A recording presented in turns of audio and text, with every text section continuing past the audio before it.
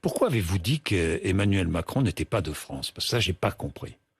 Ça veut dire quoi, ça? Qu'il n'est pas de France? Il n'est pas de France. Il ne défend pas les intérêts français. Il n'est pas de France comme vous, comme moi. Il ne défend pas les intérêts français. Non, mais pour lui, la capitale, il a renoncé à ce qu'était la mais France. Que vous critiquiez. Parce que pour lui, je vais vous dire, ou pas, peu importe. Je suis pas là pour juger. Mais il est de France ou il n'est pas de France? Il n'est pas de France. Il est d'une élite qui ne défend pas. Il est d'une élite populicide. Mais dont il est français. Il est d'une élite. Oui, il est français, mais c'est pas le sujet. Je vous parle politiquement. Je suis pas sur le terrain de la morale ou sur le terrain de la nation. Je suis sur le terrain de la politique. Mais non, mais parce que c'est très ambigu. Pour lui, vous en conviendrez, c'est très ambigu. Pour lui, la capitale de la France, ce n'est plus Paris, c'est Bruxelles.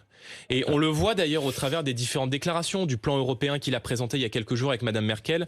Toutes les décisions politiques d'Emmanuel Macron vise d'abord à se mettre à genoux devant les puissants, 750 milliards d'euros, devant des intérêts financiers, et notamment devant la Commission européenne, à qui il souhaite il continue de transférer des pouvoirs toujours plus importants, et notamment le pouvoir de mettre en place un impôt européen. Vous voterez les aides 750 milliards d'euros de l'Union européenne aux pays en difficulté? Non, parce que est bien naïf celui qui pense que c'est un chèque en blanc et que la Commission européenne, pour nos beaux yeux, va nous virer un chèque et un virement de 750 milliards d'euros. C'est de l'argent qu'il nous faudra rembourser, auquel d'ailleurs qu'il faudra faire adopter à l'unanimité par le Conseil européen. Une grande partie des États d'Europe de l'Est qui ont déjà connu ce regain populaire souverainiste ont d'ores et déjà dit non, parce qu'ils savent très bien que cela va nous mettre sous le joug, sous la tutelle de la Commission européenne, qui va nous imposer des réformes donc pas d'aide austéritaires. Vous ne voulez pas d'aide européenne pour la France? Mais je dis que le rachat des dettes par la Banque Centrale Européenne va dans le bon sens. C'est bien. Je dis que le rachat de dettes par la Banque Centrale Européenne, ça va évidemment dans le bon sens. C'est clair que la Banque Centrale Européenne joue son rôle. Mais je vous rappelle que la Commission européenne